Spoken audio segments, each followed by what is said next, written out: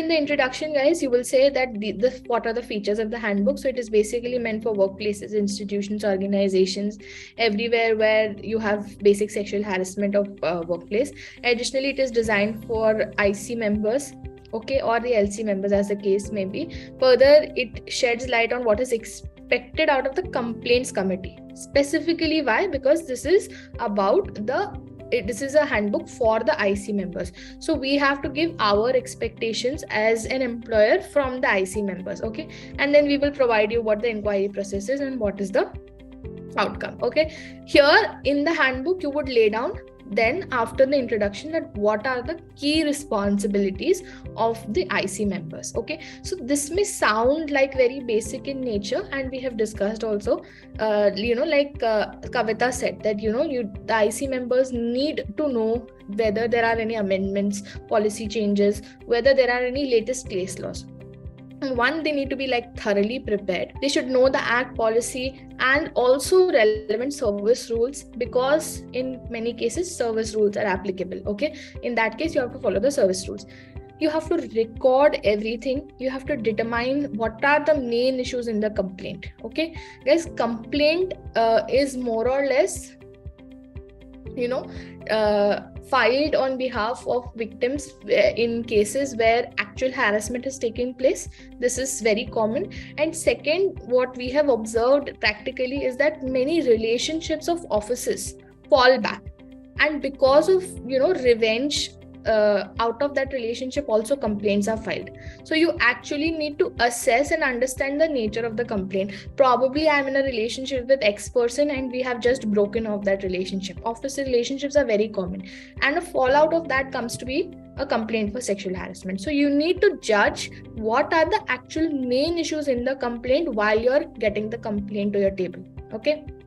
Very important, you have to conduct necessary interviews. The primary and the foremost thing that you would do while you receive a complaint is that you would conduct interview of the victim.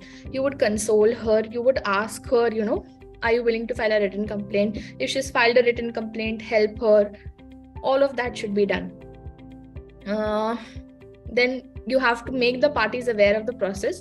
Very important aspect here would be following principles of natural justice, okay? So the process wherein the timelines are explained, the fact that you are going to give so and so opportunities to someone, what is the timeline within which they need to adhere to this, what kind of examinations would take place, whether the proceedings will be confidential in nature. You need to make the parties aware of all of this as an IC member, okay? And lastly, you need to prepare reports with giving recommendations to the employer on whatever action needs to be taken, okay? Then you have to give them training about knowledge, skills, okay? How do you do that? They should know the act, the Vishaka guidelines, applicable service laws. Then they also need to synthesize information, such as they need to understand what is the relevant document, what is the law, how to conduct interviews. And very important that you are choosing IC members. They should be such members who have very clear communication.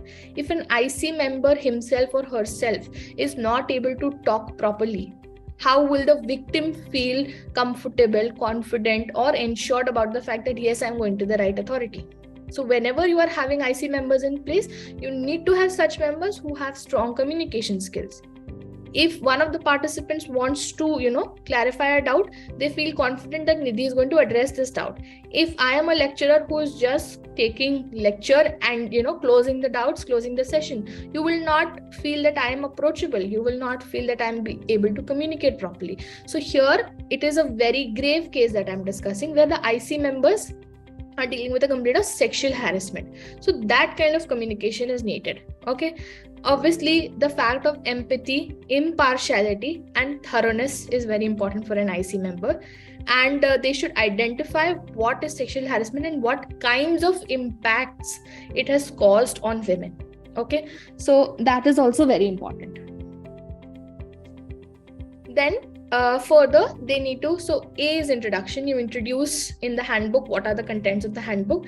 B, you tell them what is their key responsibility. Okay, then you tell them what is their structure.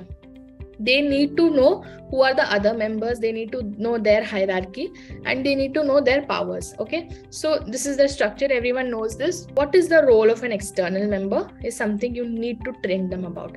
You can choose for the external member to write down your policy, to train your employees, to train your IC members also, or you can just choose the external member to be an external member. However you choose the role of the external member is what you're going to define here. Okay, so if I appoint Sogat as my external member, I will tell Sogat, you have to write down my policy, take training of employees, take exam of the employees that they have understood the policy, train the IC members, then your role is completed. Okay, so all of this is necessary.